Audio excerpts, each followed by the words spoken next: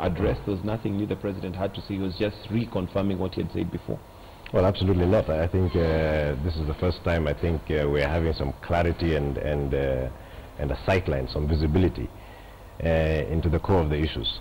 We're being told there's nothing new. I think there's everything new, because there was a lot of propaganda and rhetoric in a narrative that was saying that, you know, teachers in Kenya are the lowest paid in Africa, teachers are the lowest paid civil servants, and so on. And the clarity that Kenyans have now been presented with is now for the Kenyans to be informed and make a choice as to whether it is correct or incorrect, the situation that is presented to them.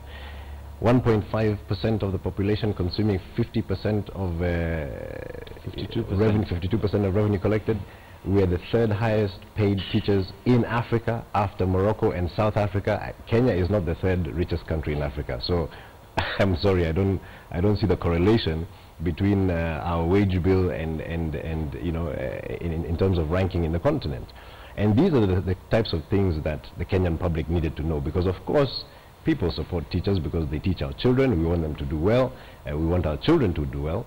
But we cannot do that at the expense of the entire nation. The country cannot be bankrupted to achieve you know, a particular objective. And in fact, everybody wants to improve the pay of the civil servants. It must be done comprehensively, collectively, and systematically. And the same constitution that my brother Hassan Omar here is referring to, I mean, we cannot you know, refer to the constitution when it suits us.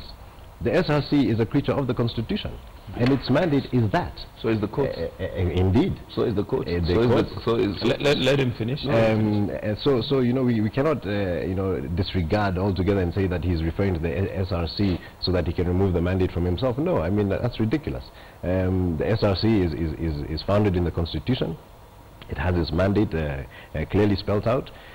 And if we want to improve the well-being of our civil servants, we must look at it in the context of the the Kenyan economy. We look at it in the context of revenue collection, and look at it in the context of how this country can, you know, balance clearly the development agenda, wage bill, revenue collection, and so on. If, for instance, we wanted to increase, and the president made it very clear, we increase VAT to 22%, would that be acceptable? Of course not. People will be rioting in the streets because the cost of living will go through the roof, and people will not be able to afford even basic commodities. What else is there to do? Maybe you create a new tax, a teacher's tax.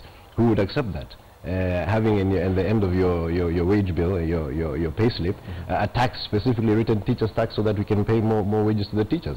These are the challenges that Kenyans were presented with, and now for the first time have understood, not in the context of propaganda and rhetoric, but in the context of bare fact. Okay.